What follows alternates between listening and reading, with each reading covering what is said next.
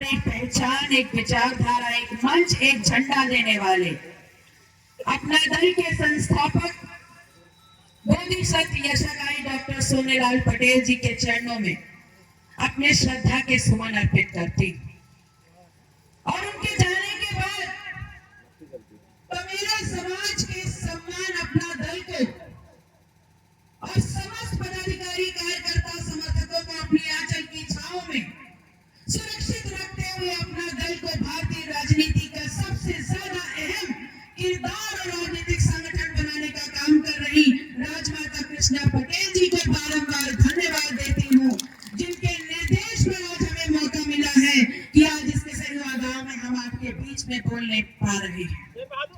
मंचासीन उपस्थित हमारे प्रदेश अध्यक्ष डॉक्टर CL पटेल जी, राष्ट्रीय कार्यकारिणी से एडवोकेट दिलीप पटेल जी, अजय पटेल जी, राष्ट्रीय सलाहकार और इस कार्यक्रम के संयोजक और प्रभारी राजेश पटेल जी, जिला पंचायत राजकुमार पटेल जी, प्रदेश सचिव रवि बरार जी,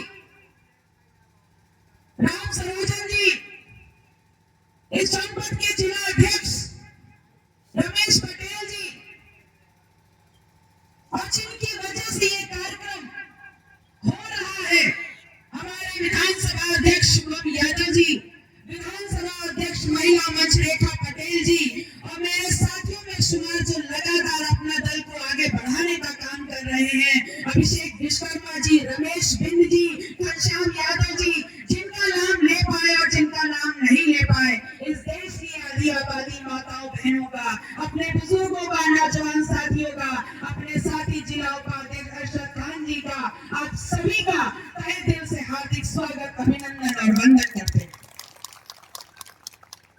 एक धारा प्रवाह नदी आप सबने देखी होगी और उस तेज धार से बहती हुई नदी में मुर्दा बह करके दूर तक चले जाते और उस धारा प्रवाह नदी में विपरीत परिस्थिति में खड़े होकर के जो सबका सम्मान बचाने का काम कर जाते हैं, वो समाज के पुरोधा कहला जाते हैं। और ऐसे पुरोधा सोनेलाल पटेल आपके बीच में आए, ऐसे पुरोधा मानवर काशीराम आपके बीच में आए, ऐसे पुरोधा जननायक जगदेव प्रसाद कुशवाहा आपके बीच में आए, ऐसे जननायक और पुरोधा माननीय मुलायम सिंह यादव नेताजी आपके बीच में आए।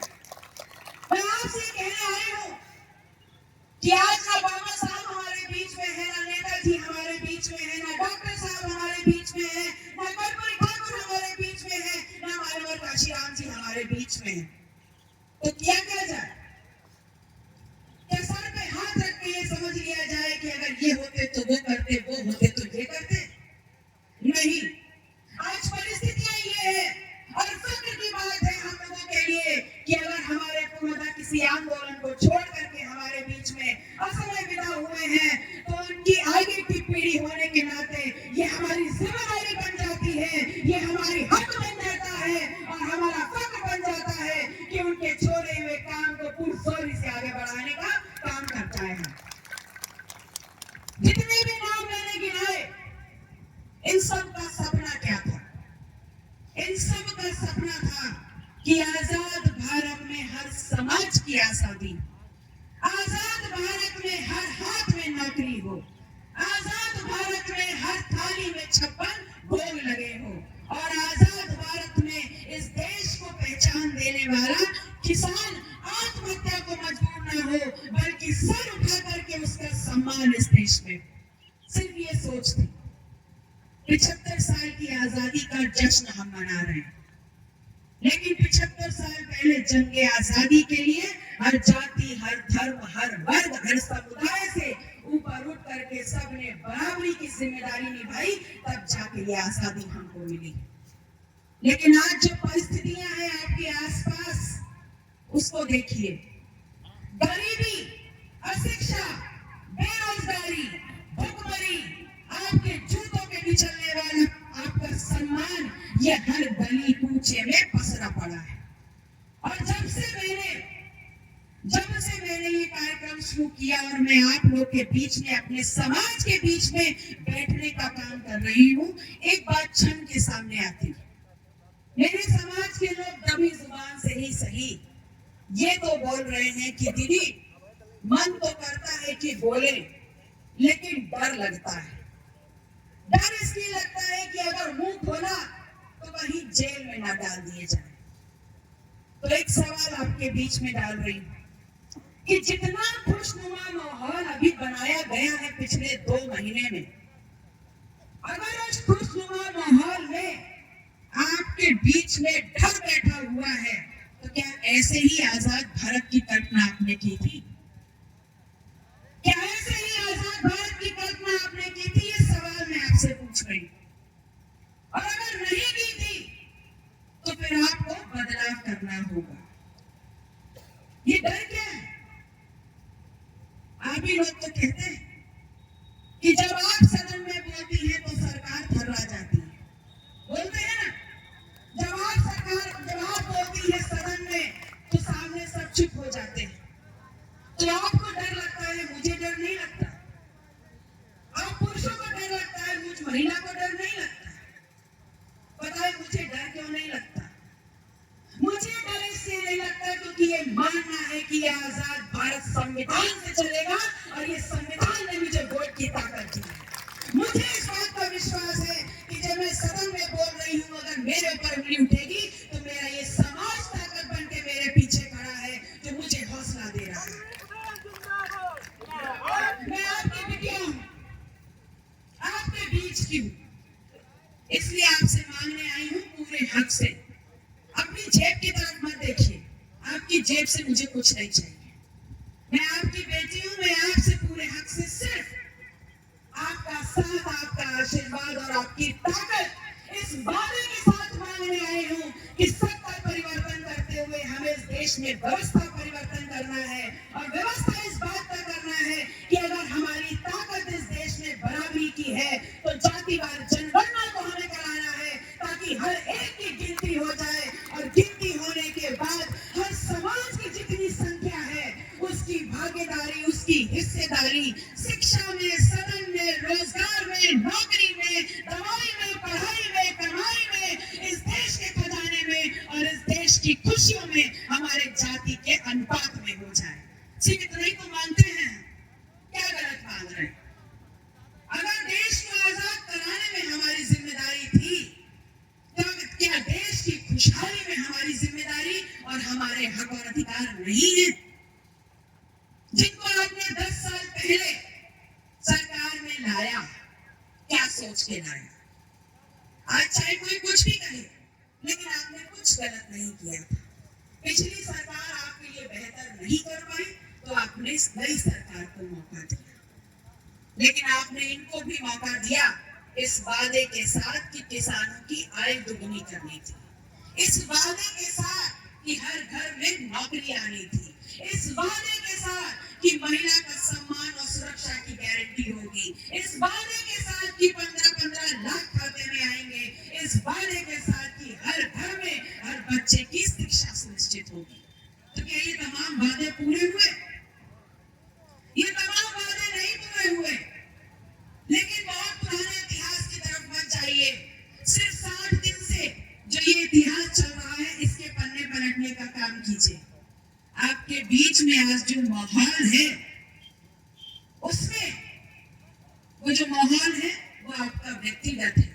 आप पूरे दिन उसमें रमे रहिए, 1 सेकंड उसमें रमे रहिए, 1 घंटा उसमें अपना समय दीजिए। ये मेरा विषय नहीं। मेरा विषय ये है कि इस खुशनुमा माहौल में मैं आपसे एक सवाल और आपके बीच में एक विचार डालने आई हूं कि अगर जितनी मेहनत इस देश का संतरी, मंत्री, प्रशासन पिछले 60 दिनों से हड्डियां चरचरा देने वाला, इस ठंड में जितनी मेहनत इस माहौल को बनाने में की गई है, क्या ये सरकार वादा करेगी कि आगे के 60 दिन ये प्रशासन उतनी ही मेहनत से दिन रात काम करके हमारे एक-एक नौजवान को रोजगार दिलाने का काम करेगा? क्या ये सरकार सुनिश्चित करेगी कि जो 60 दिन का माहौल बनाया गया है, अगले 60 दिन में आप ये सुनिश्चित कर देंगे कि किसानों की आय दुगनी हो जाएगी, महिला की सुरक्षा की गारंटी आप कर देंगे और हर एक बच्चे को शिक्षा मिल जाएगी? ऐसे काम आप कर देंगे क्या? ऐसा होना नहीं है और इसीलिए ये माहौल बनाया जा रहा है। इस माहौल में मैंने पहले भी कहा, आप रमे रहिए, आपका व्यक्तिगत विषय, लेकिन जब मैंने विचार आपके बीच में रखा और ये सोच अपने बीच में रखी कि जातिवार जनगणना हमारी मांग है, मैं इस मांग को पूरा करने के लिए आप लोगों का साथ मांगने आई हूँ और ये विश्वास मांगने आई हूँ कि आपने अपना दल के संस्थापक डॉक्टर सोनेलाल पटेल जी को इसी प्रतापगढ़ की धरती से सिरमौर बनाने का काम किया था। पुनः एक बार माता जी को विश्वास अपना दिला दीजिए पूरे हाथ खड़े करके कि आप लोग उनके साथ हैं और जातिवार जनगणना, सामाजिक न्याय और इस देश में व्यवस्था परिवर्तन कायम करने में आप हमारा साथ दे देंगे। विकास की परिभाषा क्या समझाई गई? विकास की परिभाषा समझाई गई है रोड, खरंजा, नलकूप, नाली। अगर यही विकास की परिभाषा है, मैं तो इसको नहीं मानती, लेकिन अगर यही विकास की परिभाषा है तो आपके ठीक पीछे जो ये रोड चल रही है और जिस पे हम चल के आए हैं, ये अपना दल के सांसद ने आपको दी है, ये मैं गारंटी से कह रही हूं। लेकिन इस विश्व की राजनीति में सिर्फ भारत देश को छोड़ दीजिए, अगर विकास की परिभाषा कुछ है तो उसकी डेफिनेशन है if a child is born and he moves out of his house, he has school and colleges. Once he moves out of his school and colleges, he has his degree and job in hand. And once he has his job in hand, after 30 days of hard work, he has his payment, he has his salary in his pocket. And once he has his salary in pocket, he has a vision to take his society, his family and his nation to forward. मतलब पूरे विश्व में विकास की परिभाषा है कि अगर बच्चा पैदा हो करके परिवार और घर की दहलीज से बाहर निकले तो स्कूल और कॉलेज मिल जाए। अगर स्कूल और कॉलेज से डिग्री लेकर के बाहर निकले तो नौकरी रोजगार मिल जाए और 30 दिन जब नौकरी और रोजगार में काम कर ले तो उसकी जेब में उसका मेहनताना, उसकी सैलरी आ जाए, उसकी तनख्वाह आ जाए और जब उसकी तनख्वाह उसके जेब में आ जाए तो अपने परिवार, अपने समाज और देश के लिए कमा पाए। ये है परिभाषा। और अगर इस परिभाषा से इतर कोई और परिभाषा हमको समझाई जा रही है तो ये मान लीजिएगा, न परिवार आगे बढ़ेगा, न देश आगे बढ़ेगा और न ही समाज आगे बढ़ेगा।